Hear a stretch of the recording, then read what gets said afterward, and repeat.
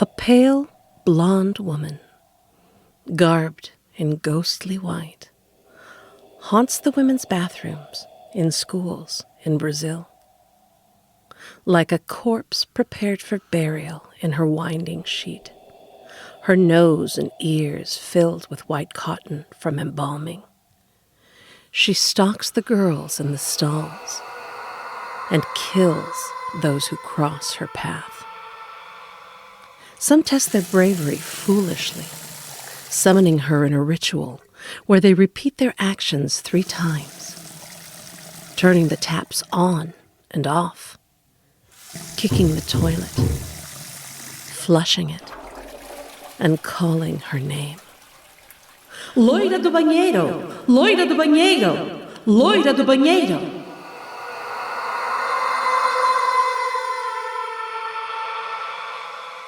You may think you know this Brazilian phantom, a Loira do Banheiro, or the blonde in the bathroom. In fact, we have historical research that points to this ghostly woman being the daughter of the Viscount of Guaratinguetá, Maria Augusta de Oliveira Borges, as we explored in part 1 of our Loira do Banheiro deep dive. But this ghost is well-traveled and also tied to a dark and dangerous time in 20th century Brazilian history. Appearing throughout coastal regions along the east and into the tropical Amazonian center of the country, it is a ghost born in desperation and whose stories were used to stifle a generation.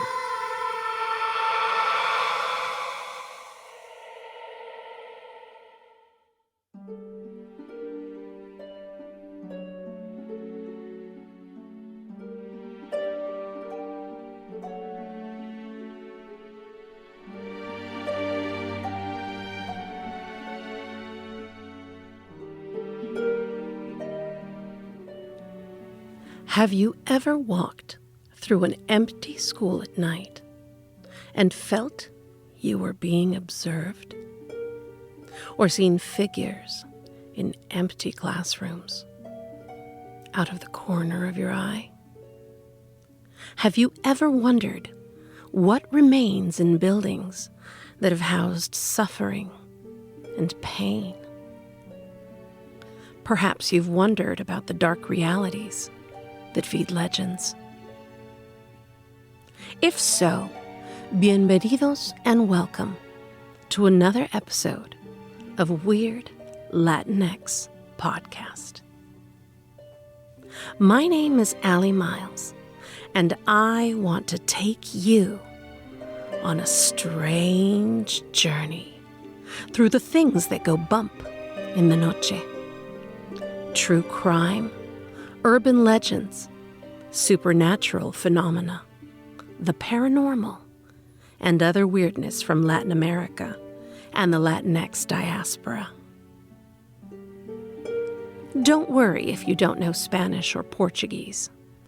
I'm here to dive into the research and curate the scariest and strangest tales you have probably never heard. But don't think that just because you haven't heard them before, they won't haunt you. The second part of our story comes from Brazil again, in South America. Disfruten part 2 of our Loira Do Banheiro deep dive. A Loira Da Ditadura, the blonde from the dictatorship. Enjoy.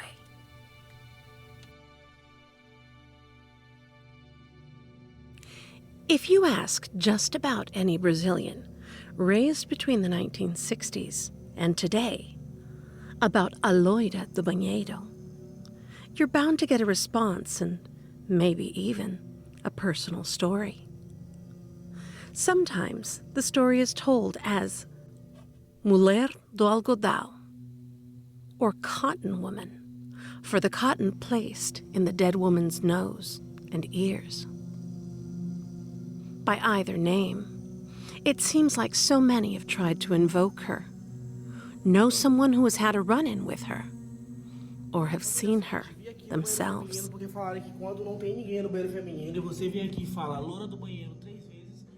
Sabe que eu fui na casa da Loira do Banheiro, né?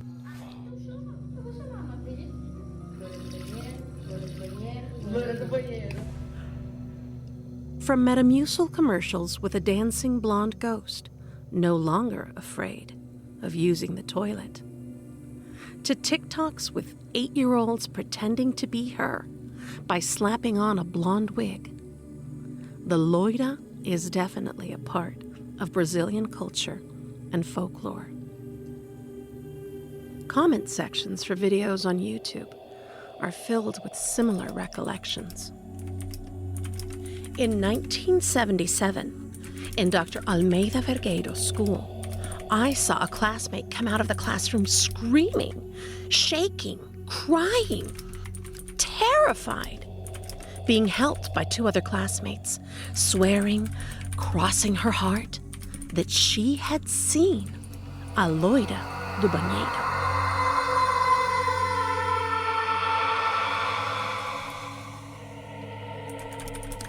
The story they told me when I was a kid, here in Belo Horizonte, was that a Loira do Banheiro wanted to study the occult, but her parents wouldn't let her, so she would study it in hiding in the bathroom, until one day, her parents found her, and she killed herself inside there.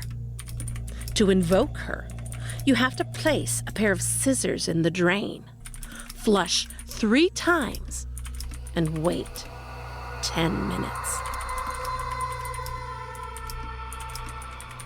After they told me about her, I cried a lot, and I wouldn't go to the bathroom alone for 3 months. That's what I thought. In reality, it was probably just 1 month. A Loira do Banheiro was one of the most remarkable things in my childhood.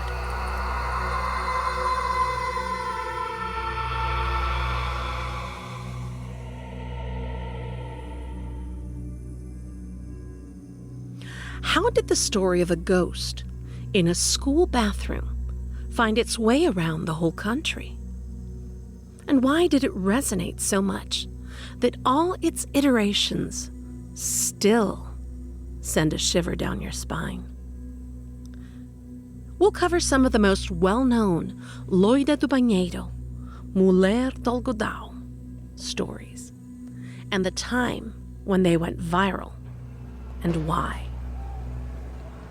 A time when a nation was at war with itself.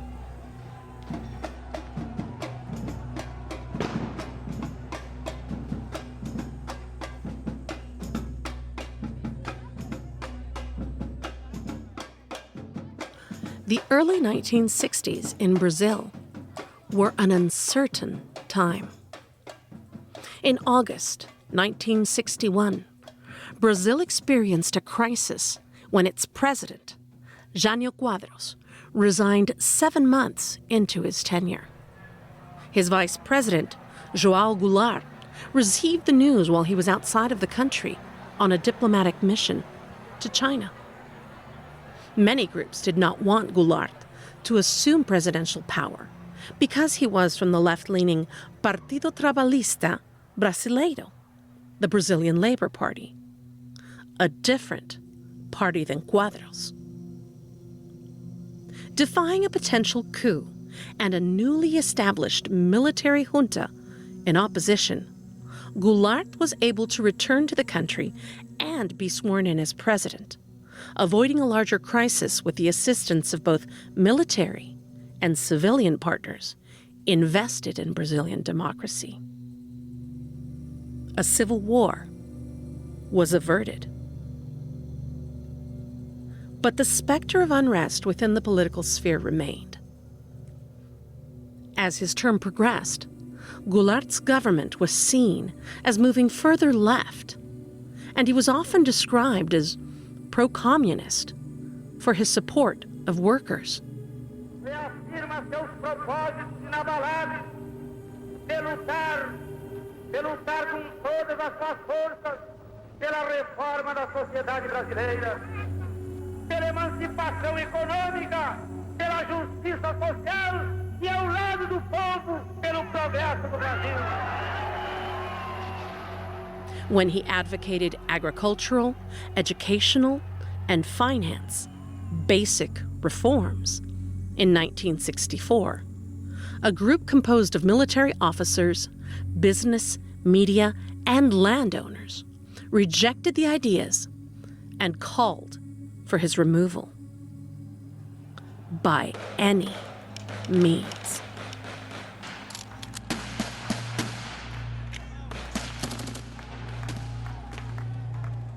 The Brazilian armed forces marched on Rio de Janeiro, staging a coup that removed Goulart from power.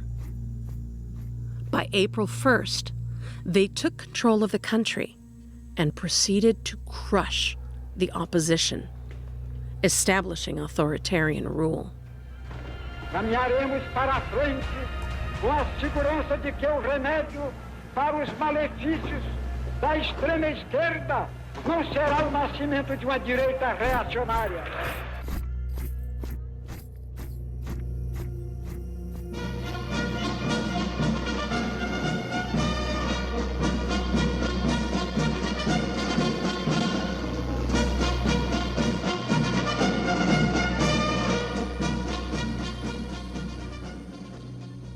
"14 days later, Goulart's own Army Chief of Staff, Marshal Humberto Castelo Branco, became the first member of the military coup to take power.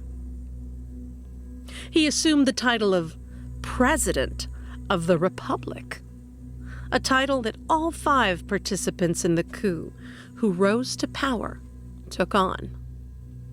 These presidents, or heirs, of the so-called 1964 revolution, kept the Brazilian military dictatorship in power for 21 years. And this glorious 1964 revolution had to suppress its own citizens and spy on them.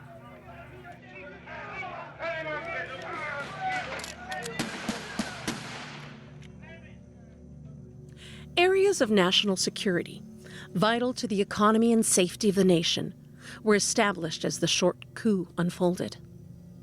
The city of Santos, on the southeast coast of Sao Paulo, was immediately labeled one, due to its strategically important port.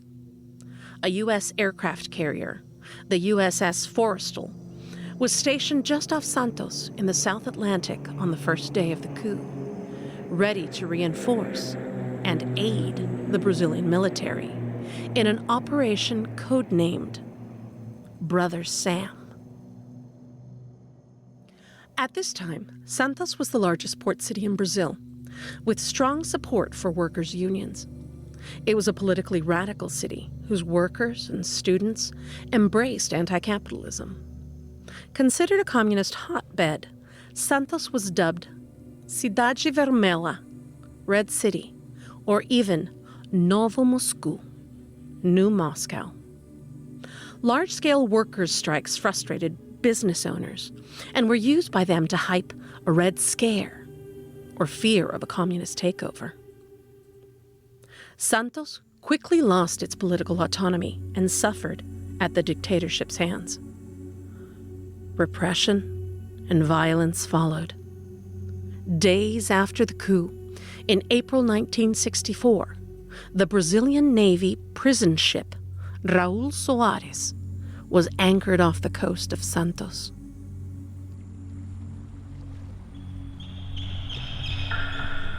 Over 150 students, professors, union representatives, political activists, and enemies of the military regime were arrested, imprisoned, and tortured on the ship.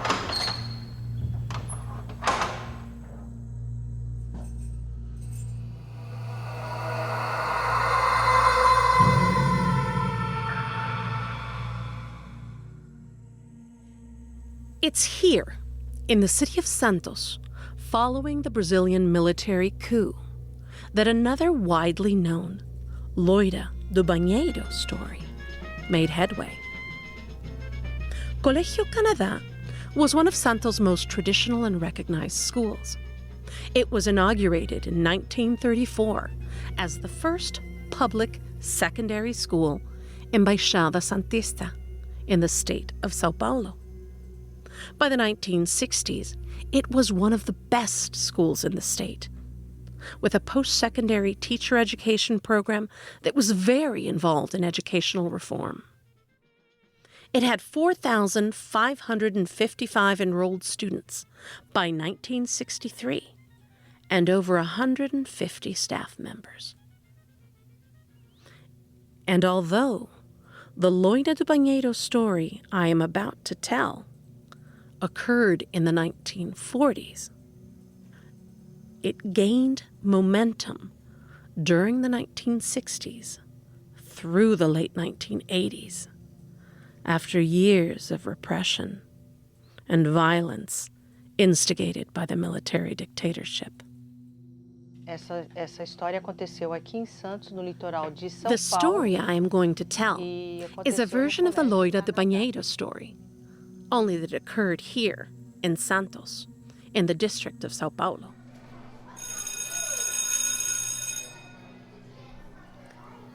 Colégio Canadá, Santos, São Paulo, 1944.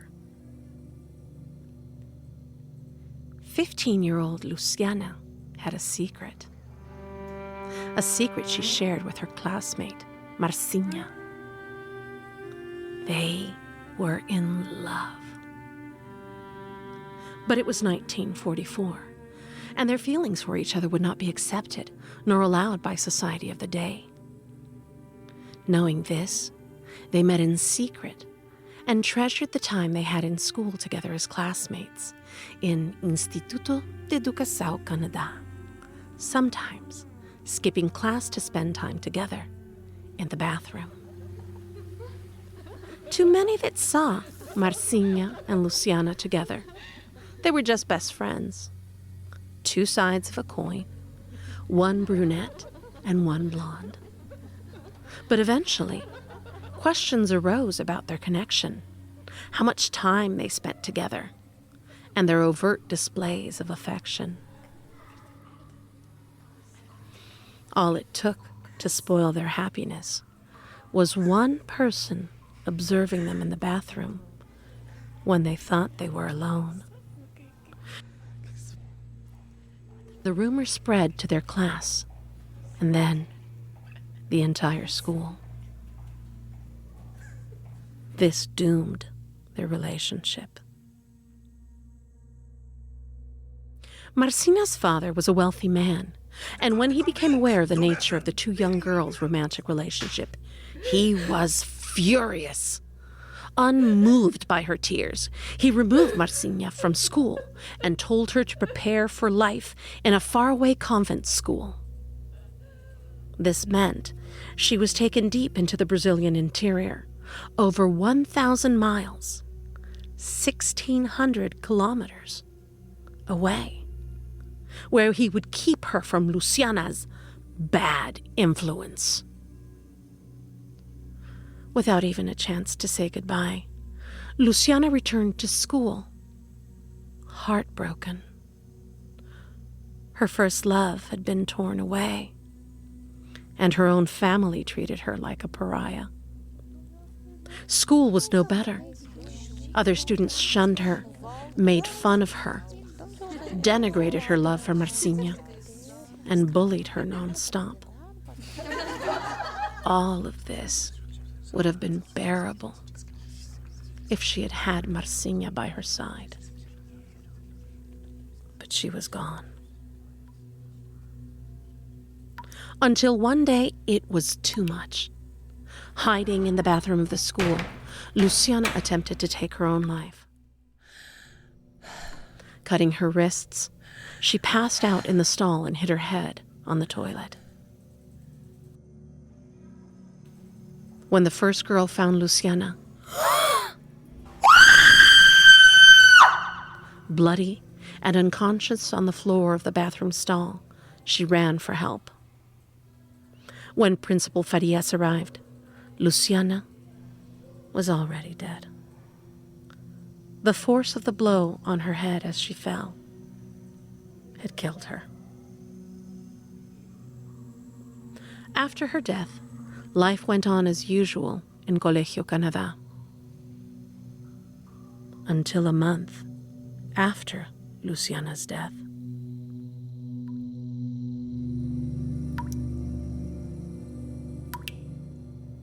A classmate of hers was in the girl's bathroom, washing her hands, when she felt a presence. She turned around and saw a spectral vision. Luciana, pale as death, stood behind her, with her ears and nose stuffed with the embalmer's cotton, dressed in the long white gown she was buried in. As the girl stood horrified, Luciana stretched out her arms and slid her cold hands around her neck. Without a word, the ghostly figure bent down to kiss the other schoolgirl on the lips. The girl couldn't speak or move, but only watched the milky pale eyes come closer, terrified as the cotton-filled nostrils and gray lips approached. Finally, shocked out of her stupor, the girl screamed and tore herself out of the specter's grasp, running out the door into the school hallway. By the time she was calmed and able to recount the tale, Principal Farias and staff could not locate anyone in the bathroom or in any of its stalls.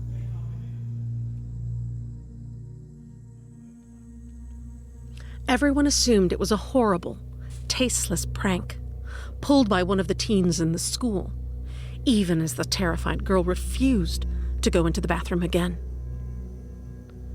But instead of life returning to normal, more and more girls were approached by this ghost. Luciana returned from the dead. Each student who saw her recognized her, retold the aspects of her appearance, from embalmer's cotton to the white burial ground. The frequency of the apparitions increased, creating a panic. Soon, all the female students stopped using the girls' bathroom at school, terrified of seeing the ghost. Then girls stopped going into classrooms altogether, overwhelmed by fear. They all knew that Luciana's spirit returned to the place of her death, seeking her beloved Marcinha. Principal Farias tried to contain the story and keep it from spreading around the city of Santos. At his wit's end, he made a deal with all of the students who had seen the apparition. Keep the ghostly visits a secret, and all misbehaviors and infractions for the school year would be forgiven. In addition, he committed to demolishing the bathroom where Luciana had died and building a new one elsewhere in the school to keep any more apparitions from occurring. All parties agreed, and the bathroom was torn down and converted into a storeroom.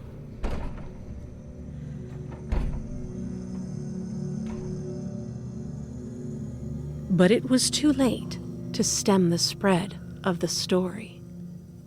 Too many teens already knew about the ghost, and the story became viral in Santos and beyond. The ghost continued to appear. Students in Colegio Canadá continued experiencing phenomena for years. In 2021, YouTube user Dennis Santos commented about his mother's experience with a Loira Do Banheiro in Colegio Canadá. My mom studied at that school, and she heard this rumor a lot. My mom says that the door closed by itself, the lights flickered, and there were wind currents even in closed rooms. Some students who were in my mom's class back then said they felt cold spots in parts of the school and headaches. And beyond that, some teachers said they saw figures.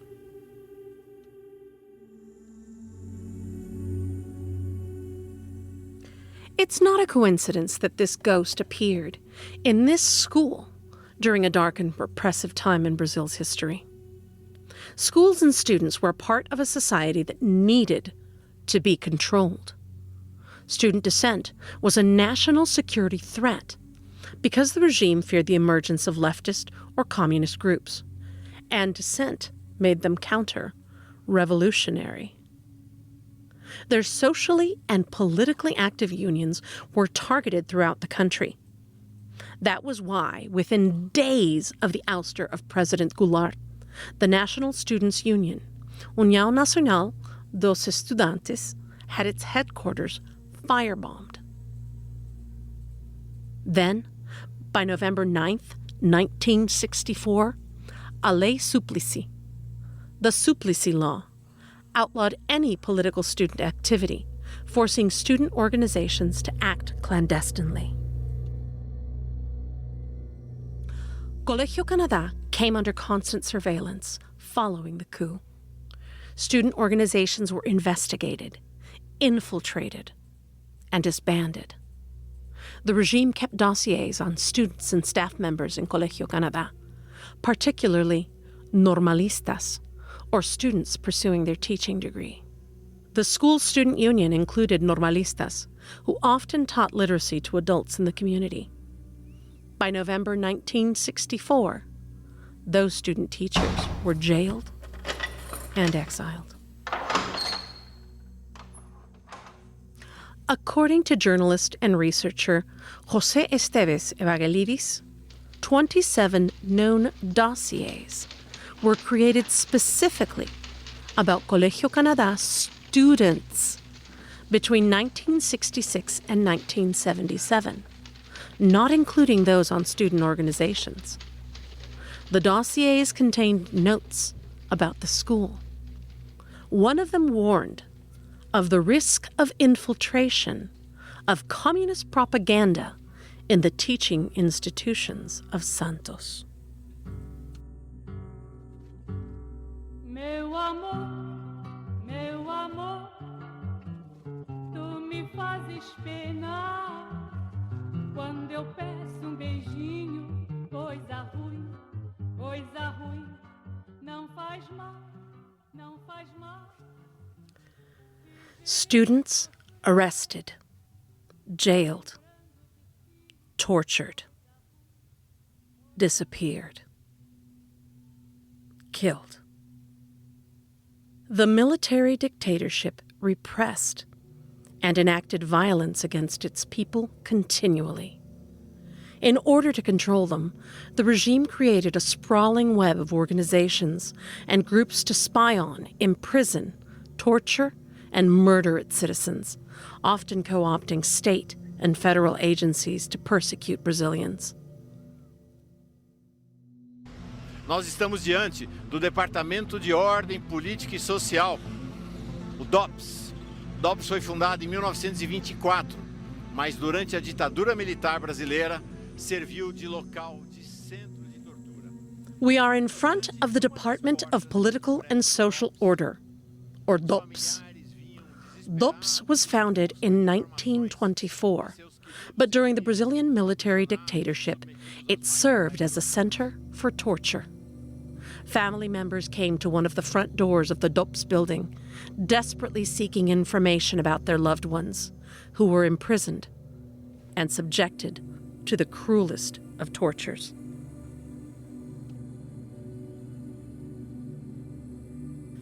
The first of these was each Brazilian state's Departamento de Ordem Política e Social, Department of Political and Social Order, or DOPS. During the regime, they functioned as an internal secret police force, spying, jailing, and torturing people involved in anything the regime disliked. In Sao Paulo, This department was known as DEOPS, SP, the State Department of Political and Social Order of Sao Paulo, and this was the first group of many to terrorize Santos. Another was Operação Bandeirantes, or OBAN, the flag carriers operation.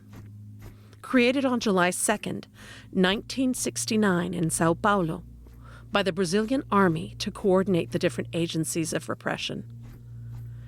Named after the infamous Bandeirantes, the slavers, explorers, and fortune hunters of early colonial Brazil, it investigated and kept information about citizens.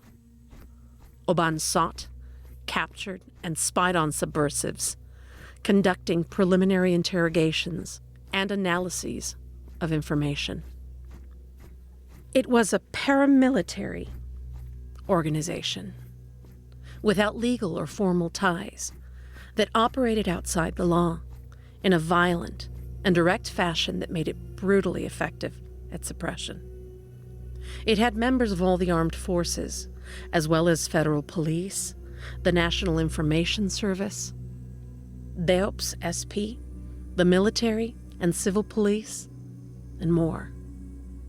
By 1970, it became DOI CODI.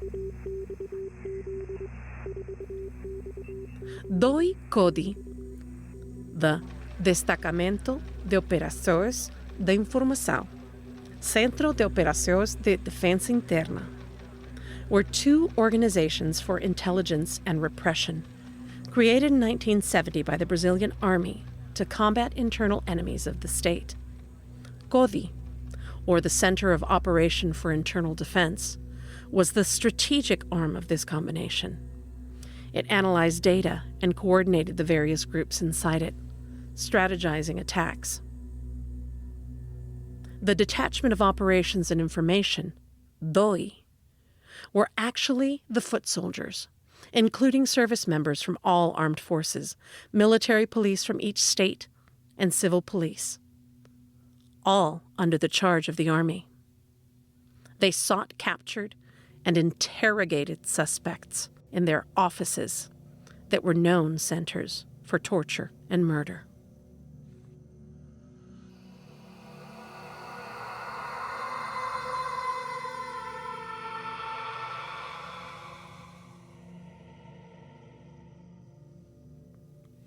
Mauro Lopes, a journalist with TV 24/7, reported on June 26, 2021, International Day Against Torture.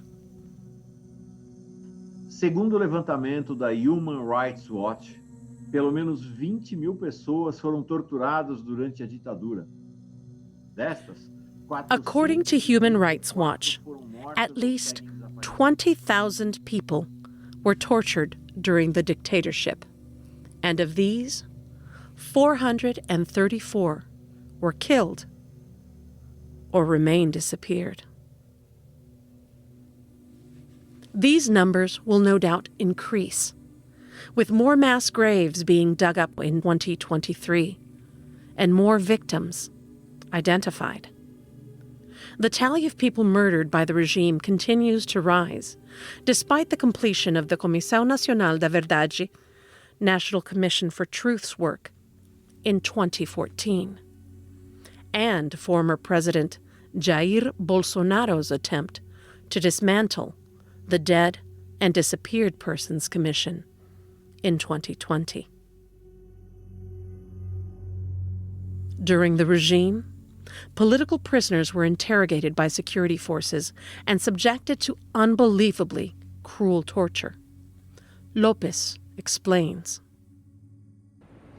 Foram muitas as técnicas de tortura usadas contra as presas e presos políticos no país. Algumas dessas técnicas de tortura são o pau de arara, em que a pessoa fica com uma barra de ferro atravessada entre os... There were many torture techniques used against the male and female political prisoners of the country. Some of the tortures were pau do arara, or macaw's stick, where a person has a metal bar inserted between their fists and their knees. The dragon's chair, with its medieval appearance where a person was tied to a chair, coated in zinc, and connected to electrical terminals. Beyond that, there were beatings, drownings, general electrical shocks, and the horrifying freezer.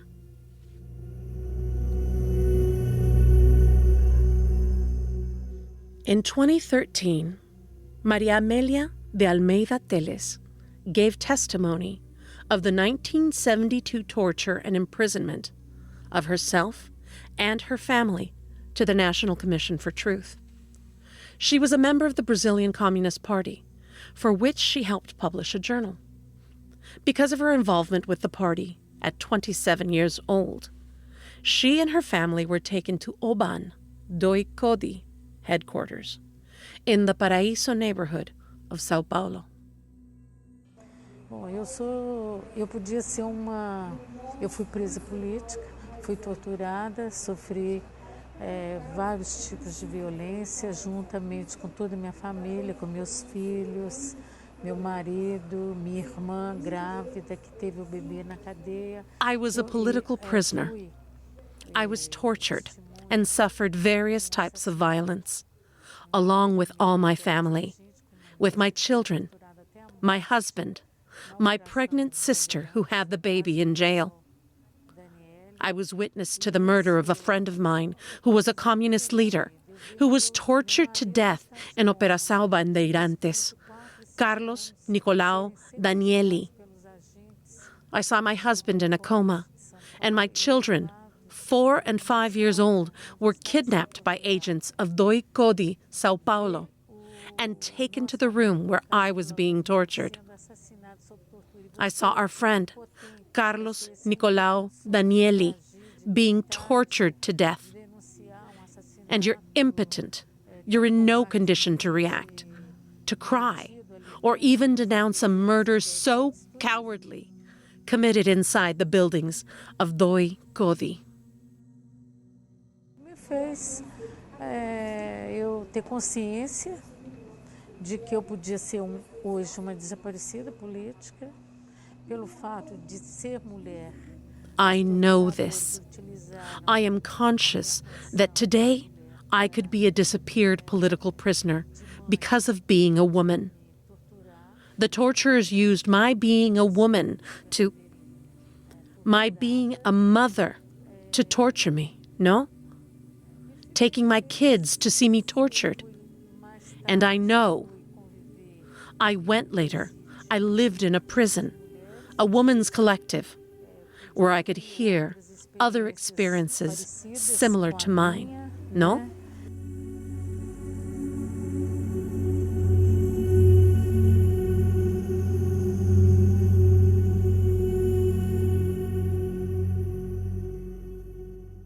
A distinct violence was deliberately committed against women. The constant use of torture on the dictatorship's opposition was markedly specific against women, even when both men and women were victims. Torture invariably included sexual components and humiliation, even when the women themselves were not the persecuted political targets. Female prisoners were brought in and tortured because they were sisters, mothers, wives, or daughters of militants, and were singled out for sexual violence. The poorest were also the most frequently jailed and exiled. The very gender of individuals spurred acts against women that are almost unimaginable. Women were raped in front of their partners, their children. Some victims were even children themselves. Pregnant women were tortured, and the fetuses in their wombs were tortured as well. Electrocutions, beatings, starvation. These attacks caused women to miscarry, birth stillborn children, and even lose the ability to become pregnant again.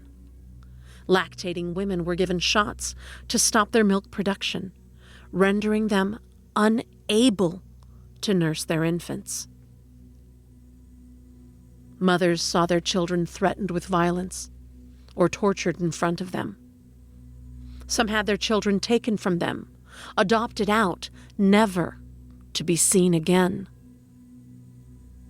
The regime would only adopt out children under 5 because, according to documents, children 6 years and up were considered, quote, contaminated with subversive ideology, end quote. And they would be killed.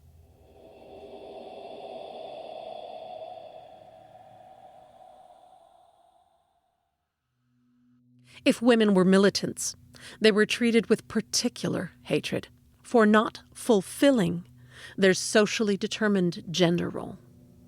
The idea that women could have a hand in armed resistance to dictatorship and torture was incongruent with the regime's idealized nuclear family and a woman's subservient role in society. This spurred the violence against women who were considered subversive, with sexual violence so prevalent that an entire chapter in the Brazilian Truth Commission, Comissão Nacional da Verdade, CNV, was titled Sexual Violence, Gender Violence, and Violence Against Women and Children.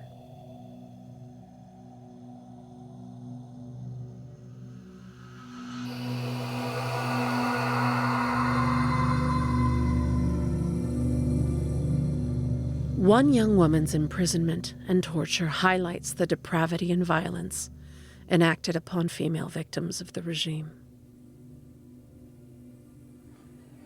Aurora Maria Nascimento Furtado was a psychology student at the University of São Paulo, where she ran the press department for the União Estadual dos Estudantes de São Paulo, the State Union of Students of São Paulo. She was captured on November 9, 1972, while attempting to flee a police blitz, and was taken by members of the Esquadrão de Morte, Death Squad, to an infamous police station, Invernada do Olaria, notorious for its torture and extrajudicial murders. On November 10th, her body was dumped on the street, unrecognizable. Her cause of death, listed in internal secret police files, was gunshots during an attempted escape. Eni Moreira, her attorney, describes the attempt to recover Aurora's body. Trigger warning. The description is very disturbing. No dia 10 de novembro de 1972, no Jornal Nacional, o Cid Moreira lê uma nota. On the 10th of November 1972, on Jornal Nacional, the TV show, the host, Cid Moreira, read an official note from the First Army saying that a terrorist named Aurora Maria Nascimento Furtado was killed in a gunfight. And it was early in the morning the next day that her family asked me if I could get her body released. I went to the army. The army said it wasn't there. To DOPS. I went there for DOPS to say that she wasn't there. And when I was descending in the elevator, a policeman that knew me told me the body was in the Cemitério do Caju Cemetery. And I went there. I arrived and there was Tirce Drach. Tirce Drach was an attorney who had worked with Lino Machado. When I arrived, Aurora was already in the coffin. Man, it's really painful to remember this. She was covered with a white cloth, torn here and at the sleeves, to make it appear like a dress. People were covering her in flowers. She had an eye dangling out of its socket, and the other was completely black. a sunken jaw, an exposed fracture in her arm, bite marks throughout her body. She had no nails and no nipples. Her hair was straight. She was 26 years old, white. I was the same age as her.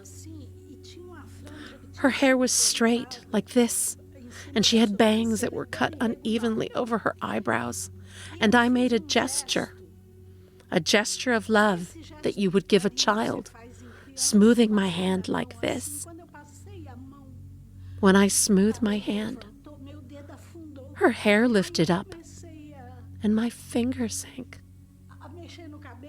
I began to move her hair to check. There was a last thing they did with her. They tightened a tourniquet. That was why she had an eye hanging out of its socket. The only proof is my word and that of Dirce.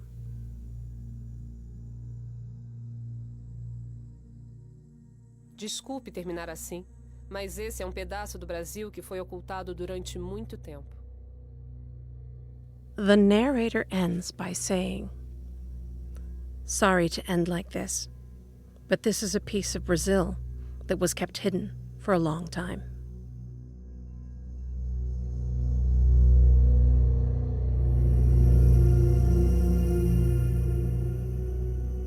Children, pregnant women, students, workers, family members of all of these. No one was safe from the brutality of the regime. And the torture became worse, reaching levels of depravity that are frankly hard to fathom in a society that is not victimized the way Brazil was during the dictatorship.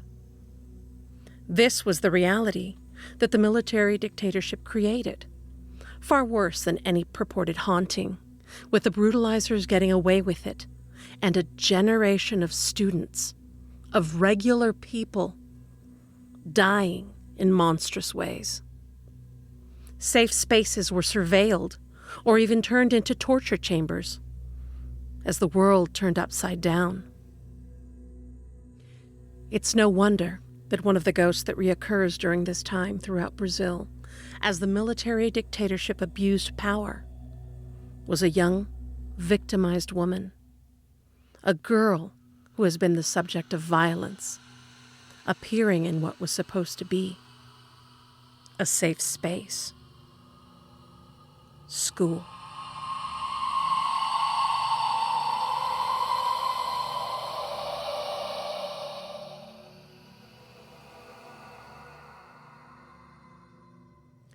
Schools were under vigilance, where even a drawing could have whole families reported and abducted.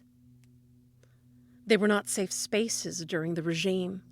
Since the year the Brazilian movement for literacy, Mobral, was created, also began the most intense years of repression, when civil rights were suspended for all Brazilians. Os anos de chumbo. The years of lead. The new Constitution of 1967 cemented the dictatorship's hold on the country, and its use of torture expanded. By 1968, student organizations were illegal, and unions were spied upon and their leaders arrested. In March 1968, a student protest against the rising costs of a low-income student lunch program occurred, and the military police rushed the locale, killing 2 students. Edson Luis de Lima Soto, an 18-year-old student, was shot point blank in the chest. Edson's classmates carried his body to the Legislative Assembly, making the murder by police both public and unquestionable. Over 50,000 people gathered at his funeral, where many were beaten by police, and the violence against students intensified. outrage grew, and so did protests. Sexta-feira Sangrenta, Bloody Friday, a massacre against another protest, came next on June 21st. 28 students were killed, dozens injured, and over 1,000 were imprisoned.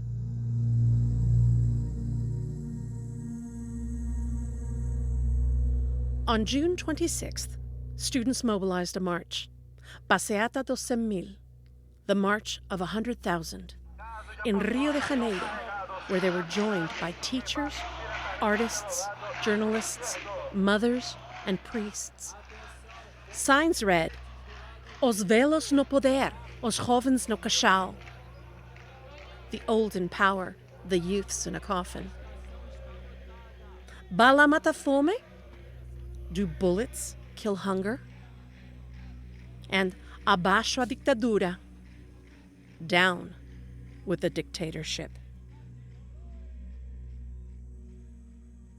But Brazil was now controlled by a hardline member of the coup, General Arthur da Costa e Silva. As president, he brooked no opposition, so brutal repression followed, with students and professors arrested and tortured.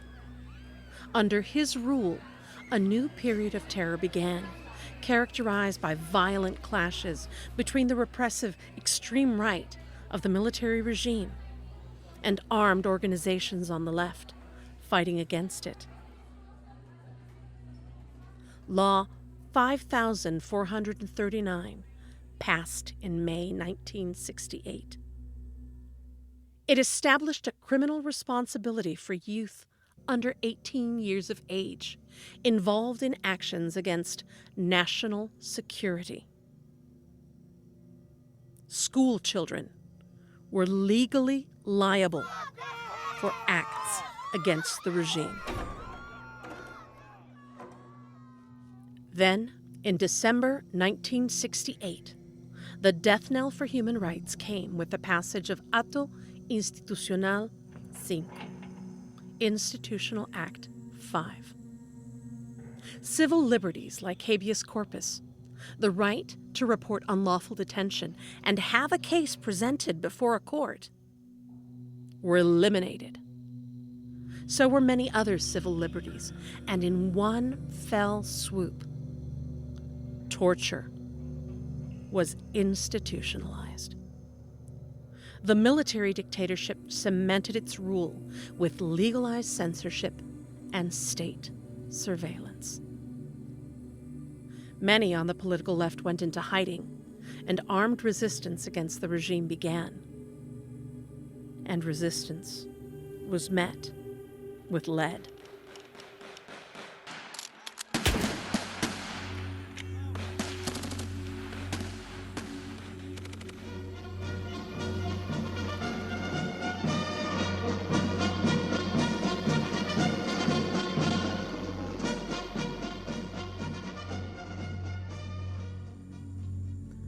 A teacher that died appears, disfigured in the girls' bathrooms at school, dressed in white, with cotton in her ears and nostrils. She frightens the girls that make a mess in the classrooms. And nowadays, girls and boys from all the schools are afraid to enter the bathrooms at night. The haunting of a Mulher Do Algodão at Paula Rocha School started with students involved in Mobral, according to Francisco Dario dos Santos, indie TV producer and author from the city of Sabará in Minas Gerais. Chiquino, as he is known, compiled the legends of Sabará and has a personal connection to the ghosts haunting. His sister experienced it herself during night classes. My sister was one of the people observed by the ghost. She did not see the woman in white, but she felt chills and shivers. She saw a shadow in the bathroom and ran out screaming.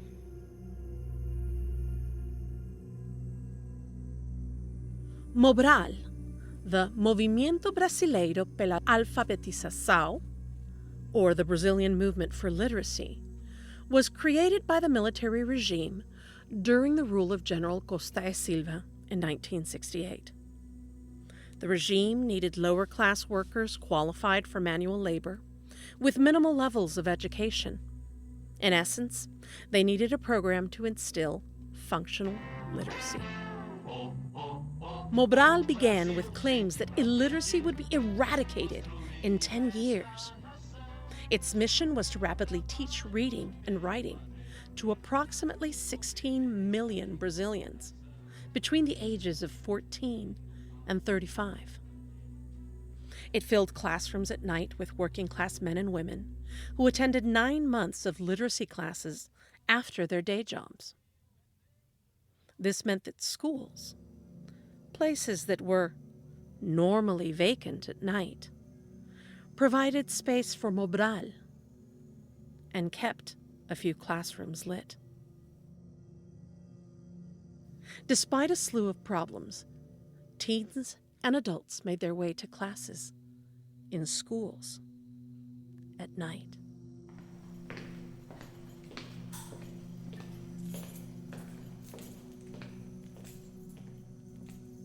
Central coast of Brazil, Sabará, Minas Gerais, 1970. Night classes had begun in Escola Paula Rocha. Older kids and adults throughout Sabará were expected to participate in the new program from Mobral. Even if you worked all day, if you were 14 or older and hadn't finished or ever gone to school, you had to show up. It didn't matter if you were tired or if you had kids. It definitely didn't matter that the only illumination in the entire school was the Mobral classroom, and that the rest, school grounds, hallways, bathrooms, were pitch black. Who goes into a school at night anyway?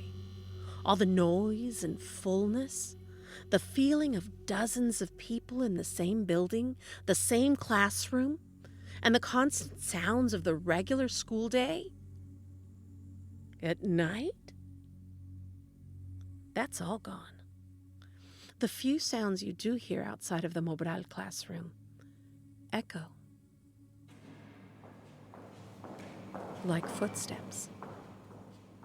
The click of solitary heels bounces off the dark, empty halls. The clacking stomp of multiple people ricochets, making noise even after they have left. And the slam of a door, far away in the darkened halls, echoes as you walk back to the light. It does make you think about the Mulher Do Algodão, the cotton woman. Students say that there was a very strict young blonde teacher working in the school. She often told all the students at Paula Rocha that when she died, she would haunt the bathroom. That way she could keep out all the students who didn't want to study, scaring them away. When she actually died in a catastrophic train accident in Rosa Grande, soon after, everyone was sad. She was mourned, but no one thought about her threats. Not so long ago, a young girl who hated taking her night classes decided to skip a session. When the teacher was distracted, she snuck out of the room and hid in the girls' bathroom. Pleased with herself, she entered a stall and closed the door. Sitting on the toilet, she opened her purse to pull out a cigarette when she felt a shiver down her spine. Instead of going away, the shivers began to travel down her arms and legs, becoming full body tremors. The night was warm, and she wasn't near a window. so she didn't understand why she felt she was standing by an open freezer. Worried, she opened the stall door to leave and came face to face with an apparition. Dressed all in white, the ghostly blonde woman hovered before her. Bandages stained with blood were wrapped around her head, covering her forehead, but exposing her grisly countenance. Her face was disfigured, her nose and ears filled with red-stained white cotton. Glaring at the girl with bloodshot, wild eyes, the ghost opened her mouth to speak. But no sound came out. Then, in the blink of an eye, the woman disappeared. Terrified, the girl fled, tearing down the darkened hallways toward the lit classroom, screaming, "A Mulher Do Algodão! I saw the cotton woman! Eu vi a Mulher Do Algodão!" From that day on, the ghostly figure appeared with more frequency. More and more students throughout Sabará learned about Polarocha's school's resident specter. Soon she appeared in 3 other schools, terrifying everyone. Even today, boys and girls in all of the schools are afraid to enter the bathrooms at night. Just knowing that she was in the dark, waiting in the bathroom. Why would anyone take classes during 3rd shift?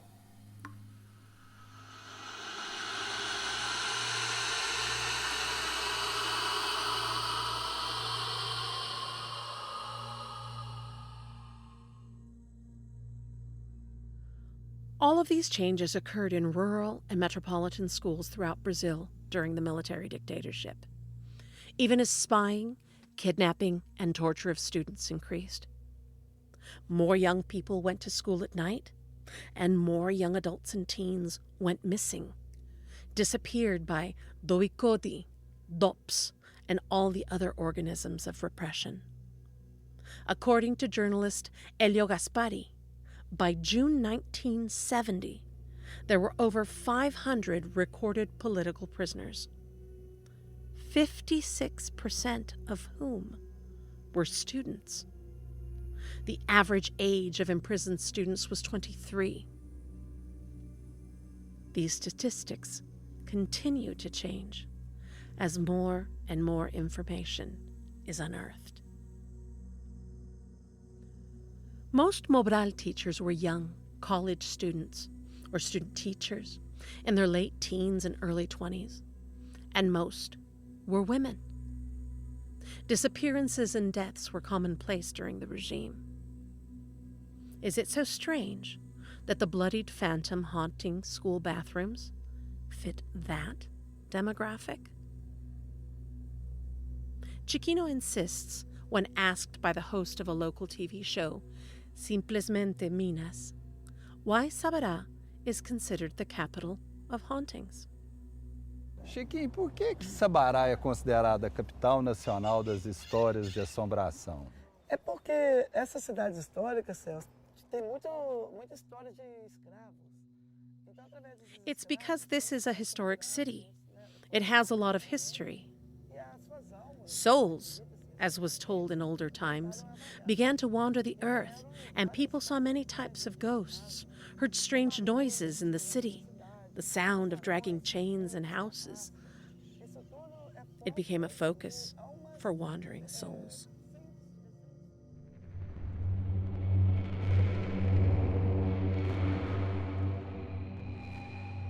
The state of Minas Gerais, where Sabará is located, had 482 municipalities, most of which had a prison unit in 1964. Some were police stations, public jails, penitentiaries, and military police headquarters. 482. In addition, The Army and Air Force also had headquarters throughout Minas. All of these local, state, and federal locations were co-opted for the military dictatorship's use. State infrastructure was used for repression. According to the Minas Gerais Commission for Truth, there were 10 identified locations in its capital city, Belo Horizonte, used for detention and or torture, aside from those of the police and security forces. They ranged from a hotel to clinics, even the driver's license office, Detran, for Minas Gerais. And these are by no means a complete list, since political prisoners in Belo Horizonte mentioned sites and even homes in neighborhoods outside the city center. Places like Iribité, Céu Azul, or Sabará. Locations may be hard to pinpoint because most prisoners had hoods placed on their heads and were tossed into back seats or trunks of cars, kidnapped at night. But the story is the same. Everyday places became tainted as violent sites of repression. Emily Salazar, imprisoned for 2 months at DOPS Minas Gerais, headquarters in Belo Horizonte, reported, "Women were jailed in rooms on the second story, and the men were locked up in cells on the first floor. During the daytime, many people circulated throughout the building, giving it a kind of normalcy. At night, they put together the rooms where they would do the torture sessions.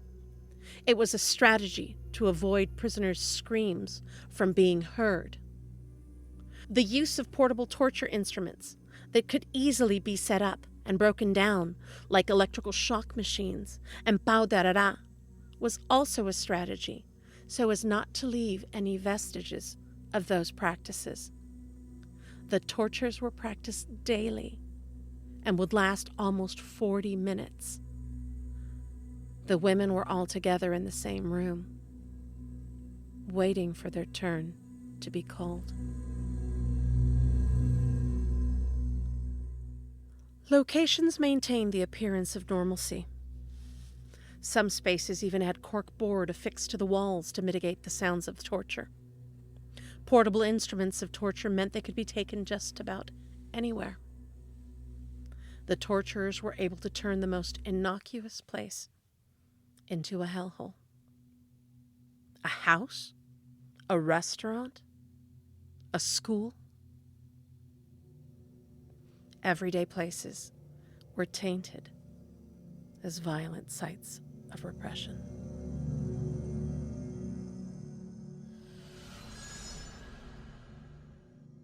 Eu ouvi que na minha escola tinha algo assustador. I heard that there was something scary in my school. The women's bathroom was frightening. A ghostly woman with disheveled hair and a melancholy face. She wears white clothes and has cotton in her nose. Usa roupa branca e no nariz tem algodão. In Mato Grosso do Sul, the ghostly Loira Do Banheiro, or Mulher Do Algodão, is also known as the bathroom bride, or a Noiva Do Banheiro. This spirit has appeared in the oldest active schools in Campo Grande, Escola Estadual Joaquim Murtino and Escola Municipal Bernardo Franco Baez. By 1971, both academies were a part of the National Mobral Initiative and implemented night school. The bride has also appeared in Colegio Raúl Sanz de Matos and Escola Estadual Hercule Maimón, each less than a mile and a half from the other schools. One of these schools had a case of the noiva, or bride, in 1971. Padre José Valentim Municipal School opened its doors in 1966 in the Jockey Club neighborhood of Campo Grande, Mato Grosso, serving students from 1st to 4th grade. It was enlarged by 1970, and it began providing night school by 1971, as Mobral programs started. Sure enough, sightings of a Mulher Do Algodão, or woman with cotton, began occurring. And this Mato Grosso do Sul version was particularly gruesome.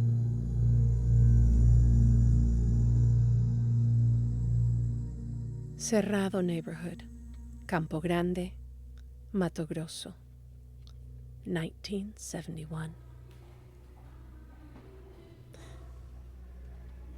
The teenage ghost kept appearing to students in the school. After all, she had studied there too. If they didn't flee immediately, she recounted the disturbing and sad tale of her death and haunting. Dressed in her white burial gown, her ears and nostrils filled with cotton, she is a ghoulish sight. She had been a 14-year-old student in night classes at Padre José Valentim's school when one of her teachers began to pay her extra attention. What started out as small gestures from him became uncomfortable attention. He became infatuated with her, creating excuses to see her, seeking her outside of school. She wanted nothing to do with him, but he grew more and more obsessed with her. One evening, he cornered her after night classes and asked her to marry him. Shocked, she refused.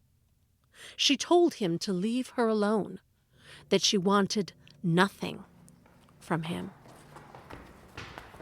Before she could turn to leave, the teacher grabbed her by the arm. Enraged, he dragged her through the dark, empty hallways into the girls' bathroom and raped her. But his fury at her refusal continued unabated. When he was done, he pulled out a knife and began stabbing her. But that was not enough. He then shoved a wad of cotton in her mouth to silence her screams and dragged her into a stall. Grabbing her by the hair, he shoved her face first into the toilet, then flushed repeatedly, kicking and swearing at her as he did. His attack finally ended. He cleaned himself off and left her there to die, drowned and bleeding in the darkened stall. She never gave her name, but each time she appeared, she stretched out a ghostly hand and told her tale, ending with, "Estou condenada a pagar, de escola na escola, procurando ajuda. I am doomed to wander from school to school, seeking help." So when students repeat her killer's actions, kicking and flushing the toilet, swearing as they do, she appears. "Ajuda," she pleads, and retells her tale, terrifying those who see her.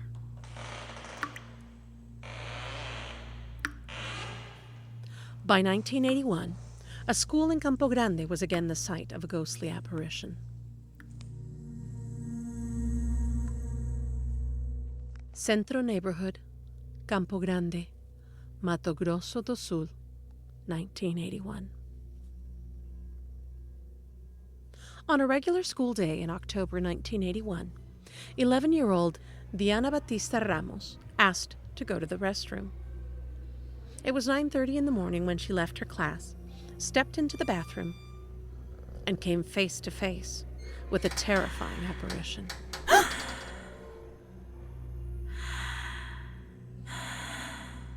A blonde woman dressed in a stained white, floor-length wedding gown stood before her.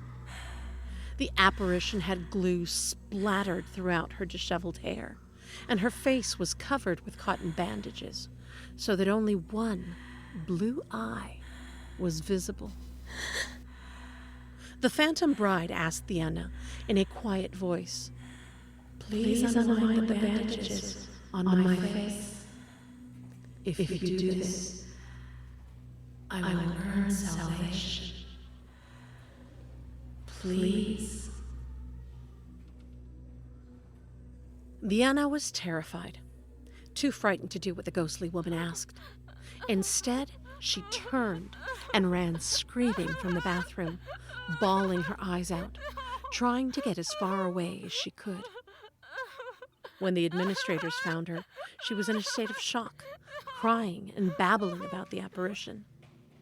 In order to calm her, one of the administrators took her home, while the others tried to pacify the remaining students that had gathered. The students were confused and frightened by Diana's encounter. Teachers tried claiming it was a practical joke, but no sign of the blonde bride in the bathroom could be found. No sign of the glue, the bandages, or the white gown. No evidence in the entire school of a costume to trick anyone, and all students were accounted for. Word got out, and soon the press came to interview Diana.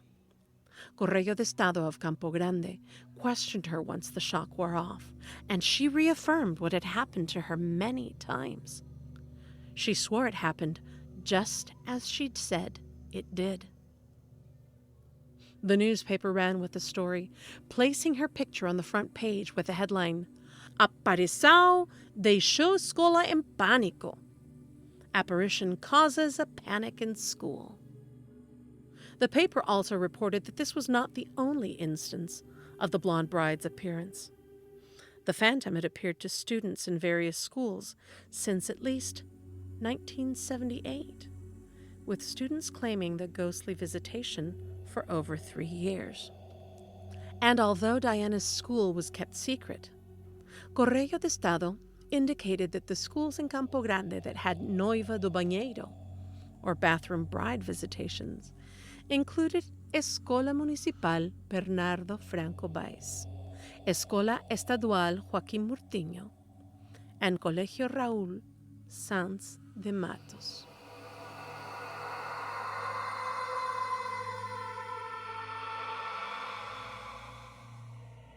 Some say that the government made up or spread the stories of the Loira to scare students who might skip class or meet clandestinely. By co-opting a story that already existed, like the one in Colegio Canadá, the regime's agents had a tool to keep wayward students in class, instead of skipping in the bathroom. The stories also had the added purpose of deflecting attention away from the regime's actions, which were a visceral, everyday horror. Tabloids carried them as sensational stories that served as distractions for the public. But publishing and spreading these ghost stories backfired. In an environment so saturated with violence, a dead student haunting a school was not far-fetched. It was feasible. Many of the Loira Do Banheiro or Mulher Do Algodão stories spread during a time when young people, students, were dragged into the regime's state-sanctioned network of torture. Deaths and disappearances occurred daily. Human rights were trampled, and citizens were stripped of their dignity, their autonomy, and their lives. In turn, ghost stories thrived. Death and violence have a way of fomenting supernatural tales and leaving a mark on the places they occurred. For many, these were conditions for hauntings to manifest. And they did, throughout the country.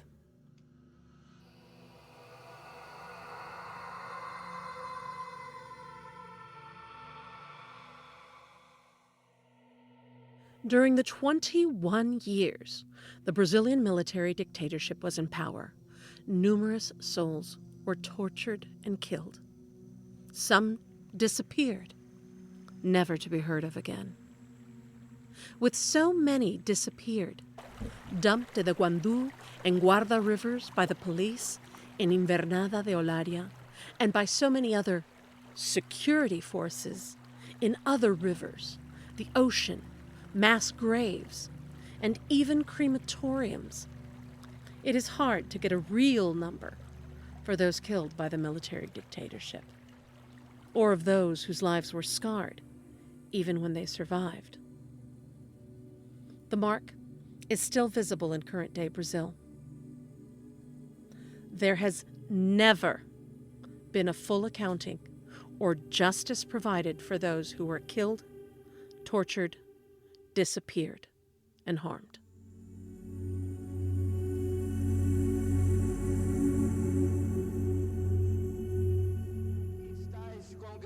In 1979, a Lei da Anistia, the amnesty law of 1979, was passed by President João Figueiredo, the former chief of the SNI, or Secret Service. In it, he gave amnesty not just to those outlawed and victimized by the military regime. Article 1. Amnesty is granted to all those who during the period between September 2nd, 1961 and August 15th, 1979 committed political crimes or were connected with these: electoral crimes, to those who had their political rights suspended, and to those direct or indirect administration servants, of foundations linked to public power, to the legislative and judiciary servants, to those military service members, and to those leaders and representatives of unions, punished because of institutional and complementary acts and other legal acts, decrees, and laws. Let's sum that up. Figueiredo's amnesty law gave amnesty to all the torturers and murderers. In 2009, the Supreme Federal Tribunal decreed that this was in fact the case. Anistia de dupla mão, two-handed amnesty. The Attorney General of Brazil's office defended that political crimes tied to the military dictatorship, including torture, were covered by the 1979 amnesty law, and that the articles in the Constitution of 1988 that prohibit amnesty for torturers could not be retroactive. Dilma Rousseff, the president of Brazil from 2011 to 2016, was a militant who fought against the regime as a young girl.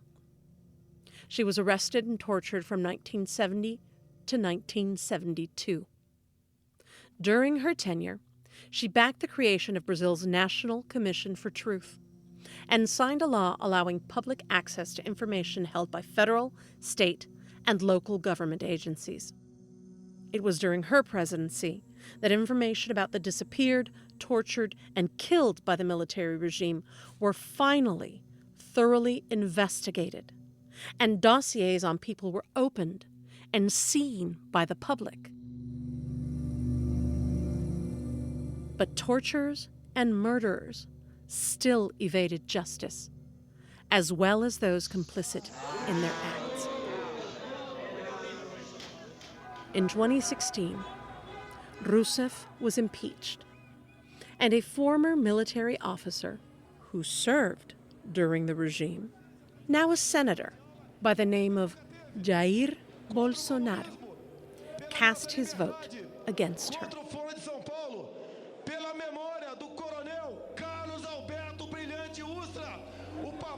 He finished his diatribe, dedicating his vote in memory of Colonel Carlos Alberto Brillante Ustra, the dread of Dilma Rousseff.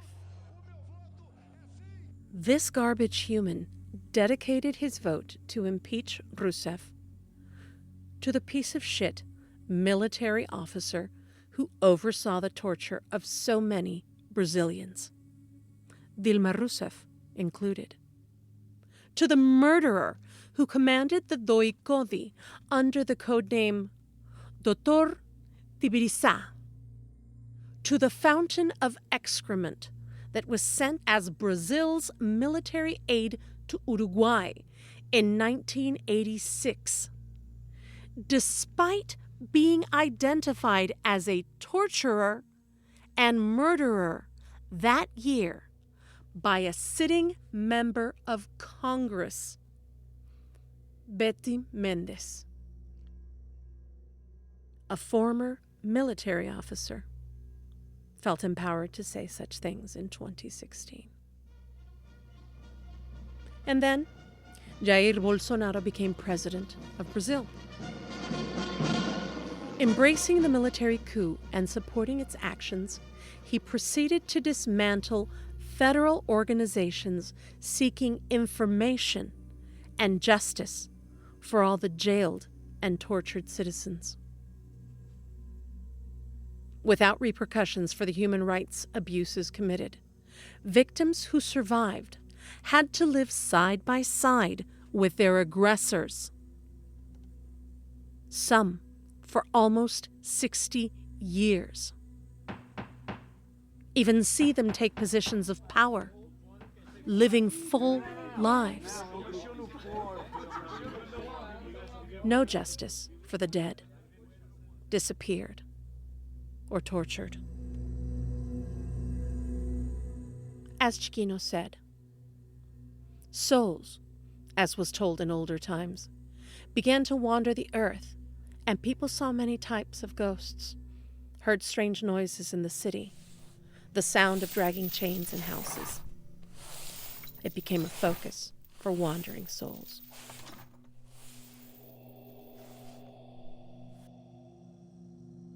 Brazil's wandering souls, those swallowed by the apparatus of torture and death created by the Brazilian military dictatorship from 1964 to 1986 and beyond, remain.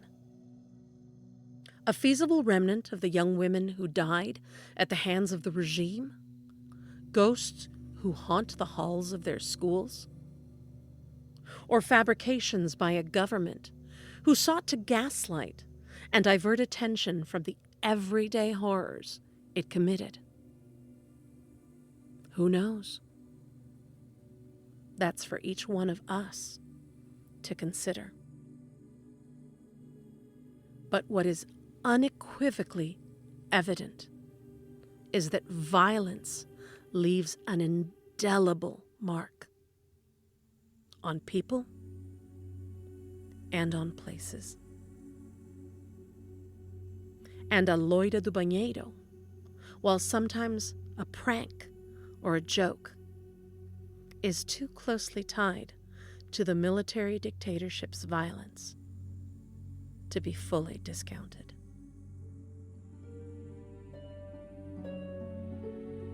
Thank you again for spending your time with us at Weird Latinx Podcast.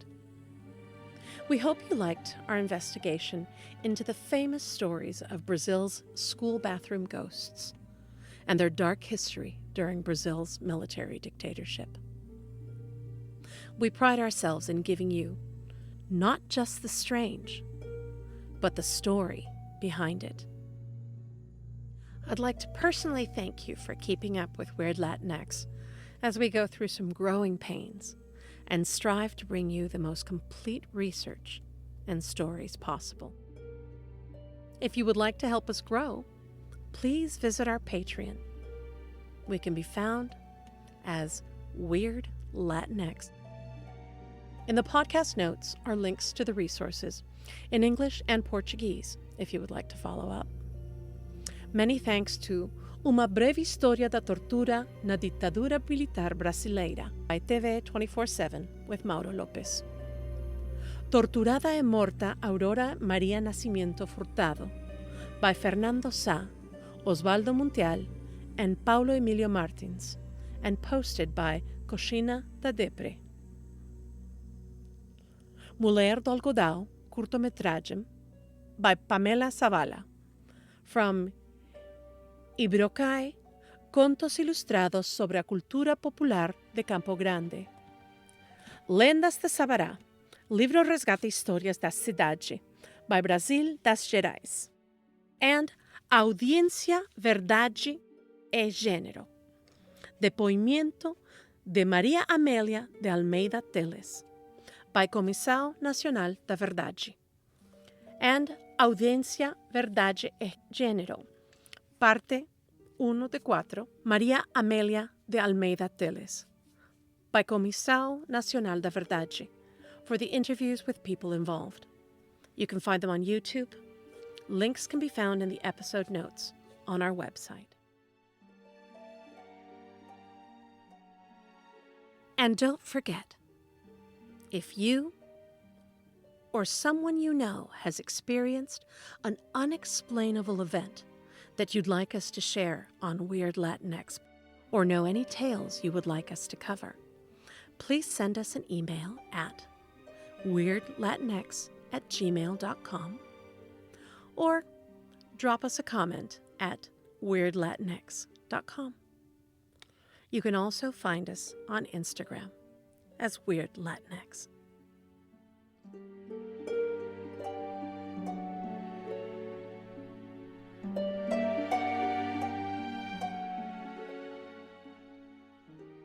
This again is Allie Miles, wishing you good night and spooky sueños.